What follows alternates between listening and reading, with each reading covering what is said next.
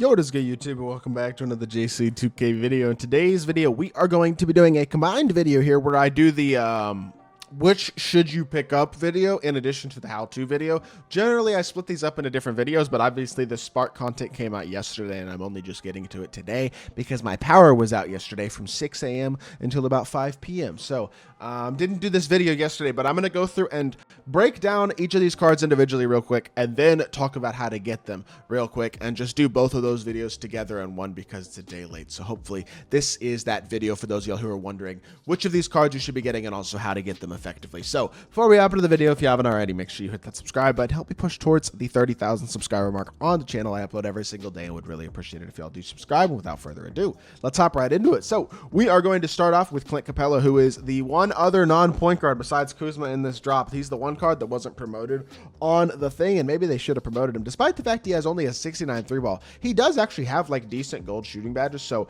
now Unique could still obviously add Agent 3, Deadeye, Limitless Range, Open Looks, Spot Finder, Handles for days. But if you were to add like those 6 badges, he is an elite level defender, a very, very good dunker, has good size at a great wingspan, very good speed, great dunker, and his release, I'm pretty sure, is pretty good. This Capella card, if badged properly and with the right shooting stats and stuff, I actually think is probably pretty good, assuming that his release is good the way it was last year. Kobe Escape as well. He's not terrible anyway. Now, he's not going to be the best power forward in the game, but I think for a free power forward, he's not awful, and he's more interesting to me than a bunch of free short point guards at a position that already has insanely high number of cards. The question with Capella is his release good? Because last year it was. This year, I truly don't know if it is or not. So that's the question for me that is interesting, and we will probably answer at some point because I'll probably do a gameplay on him. Now, Jason Terry, I'm not particularly excited about the Jet. No offense. I love Jason Terry as a player. I mean, shout out to Jet for being a huge part of us winning a title in 2011. As a huge Mavs fan, obviously, I like Jet for that reason. But no movable enforcer at all, and only 6'2" and not an elite level slasher. That is not really what you're looking for.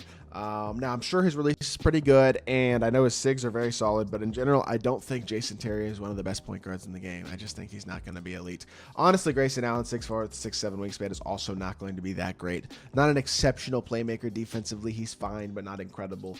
MJ dribble style, Trey escape. I mean, probably pretty good 6 Pro 2 fade, a decent release. Like, not a bad card. I actually think Grayson Allen's probably solid. He's definitely better than Jason Terry is, but I still don't think he's an exceptionally elite option. Now, Doug Christie is probably the best of the Opal point guard. 6'6", 6'9" wingspan, hot spots from everywhere. 27 hoffs. He's got bulldozer, pro stars, a precision dunker, and a 90 driving dunks. Who's actually a good finisher. He's a great shooter. Has off handles for days in addition to blow by speed booster, which is big. Defense is really good. Hoff and movable enforcer, definitely the best of the point guards of the Opals by far. He's actually a very solid card because his release is pretty good. Pro 2 fade, Kimba escape. If that's Jamal Murray behind the back, which I honestly don't know if it is, with Steph's drag back as well. I don't know what behind the back he has, but if it's Jamal Murray, he is exceptional. If it's not, he's still pretty good. I hope it's a good behind the back though. That's a card I may also do a gameplay on. Now, Dame and Kuzma, I will definitely be doing gameplays on today, so y'all will see those videos today for sure. We'll start with Dame. He is a short point guard, but he is Damian Lillard. I know people love Dame. He's a popular player. He is actually very, very good on paper, which doesn't shock me. He has everything, including exceptional defense. He is elite statistically. He's a great dunker, shooter, fast defense. Everything is pretty much 99 on all the normal guard perimeter stuff in addition to the dunking. So, like, he's an exceptional card who is going to be as good as a 6'2" Damian Lillard can be. He has Trey escape, Curry slide. Now, that could be Jamal Murray, I guess, but overall, Kyrie dribble style, Pro 2 fade, and Lillard's release, which is actually very good. I mean, he's about as good as a Damian Lillard is ever going to be. So for my Lillard fans out there, I like this card because if you are a Damian Lillard fan, you have a free Dark Matter version of him that is about as good as he will ever be. Now, he is still only a 6'2" point guard, so he is still not an exceptional one of the best point guards in the entire game, and that is okay. He's not bad. I don't hate it.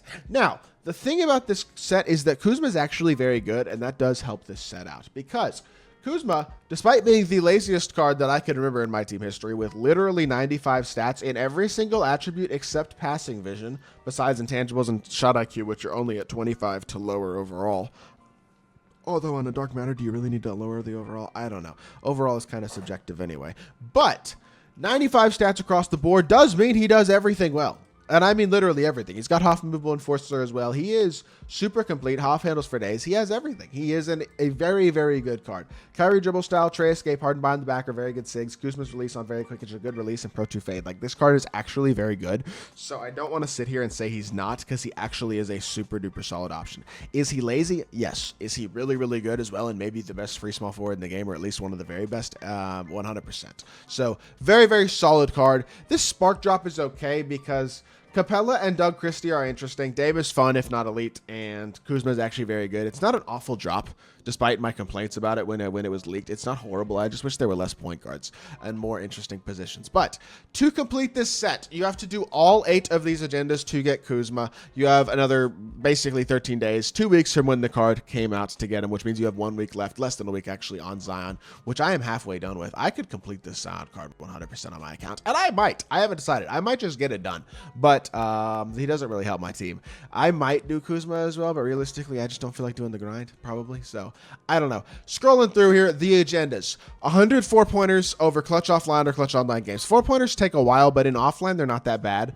I think you can make 10 a game in your first 10 games of offline. So if you haven't started clutch offline at all and you are on the lowest difficulty, or if you like intentionally lose at the end to reset your tier to stay on the lowest difficulty, I think you can make these 4-pointers on the lowest difficulty in clutch offline quite easily. Even in slightly higher difficulties, they're really not that hard in my opinion if you're solid at the game. So in offline, this is not going to be that hard. I honestly think you could probably do this in about 10 clutch offline games, but that's still a pretty time-consuming agenda. So my question is there anything else you can stack that with? Because 4-time all-defensive team is 15 triple threat offline or online games by 6 points or more. That's another probably about I mean, you're looking at probably about 2 hours between those 2 agendas already. Like that's pretty time-consuming, to be completely honest. Career high threes is 9 3-pointers with a 64% three-point percentage or higher with a Suns player in a game. Now that agenda you can do in offline because 4-pointers will count.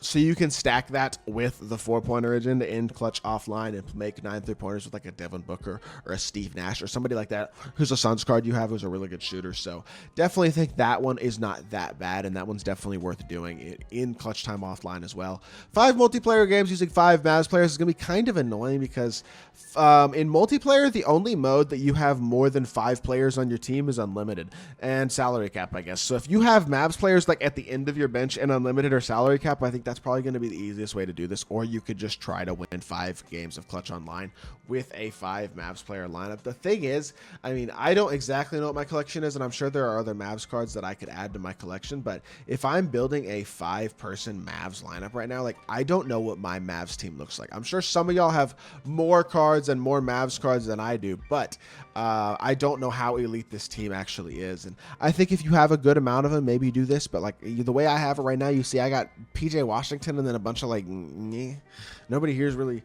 all that good of a card. I think there's a few options that I can get that I don't have, but like in general, it's not great.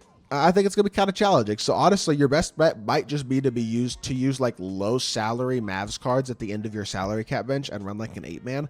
That might be your best bet, honestly, to complete that agenda, because that's also kind of an annoying agenda though. It's not going to be that bad, I don't think, but it's a little annoying. 26 rebounds in a game with Clint Capella, that's as a team. That's not going to be super hard to do in an offline game, but again, it is going to be semi-time consuming. Although you could probably just offensive rebound and intentional miss your way to doing it in a triple threat offline game, one of the GT offline games you do, or maybe in clutch, probably not clutch time, it's going to take too long. But in triple threat offline, I think you could do it there. I don't know. This is looking kind of time consuming though. 25 rebounds with power forwards or multiple salary cap games. Another different mode that you have to play. So it's another agenda that you can't really stack. I guess you can do that with the Mavs wins, right? Because if you do the Mavs wins in salary cap, that'll stack that there. But this is a little bit more time consuming than you'd probably like. Now, multiplayer points in the paint can also be stacked with the salary cap stuff, with the Mavs wins, with the triple threat online games if you want to do that in online. I mean, you can stack some of this stuff, but it just does look like it's time consuming ish this week compared to the way it was. Now, if you played multiplayer anyway, you're gonna get this done automatically. I mean, I've already gotten 10 of the points, and I think I've played 1 game since Kuzma came out. And then to score 41 points and get 1 block with the Lakers playing a game is something you could just do in a basketball, a fundamental skill challenge that'll take like a total of 10-15 minutes. Like, that's not going to take too long. As a whole, if you actually sit down and grind this, I could see you getting this done in 3.5 or 4 hours, but I do think it can be kind of time consuming, and this is kind of an annoying grind. Now, Kuzma's a really, really good card, and I'm excited to do gameplay with him here in a little bit because I do have an account with all these cards that already grinded them all. But I think, I don't know, like, it's a little bit time consuming of a grind. I don't blame people if they don't want to do it because the grind is time consuming, but at least Kuzma's a very good card, so you're actually getting a super solid end reward card if you do decide to grind these agendas. So that is going to do it for this video. I hope you all enjoyed how I combined these two, and hopefully it does help a lot of y'all out when it comes to this new Spark content. If so, make sure you hit that like button, leave a comment, and subscribe, and I'll be back with more 2K content very, very soon. I appreciate y'all. Peace.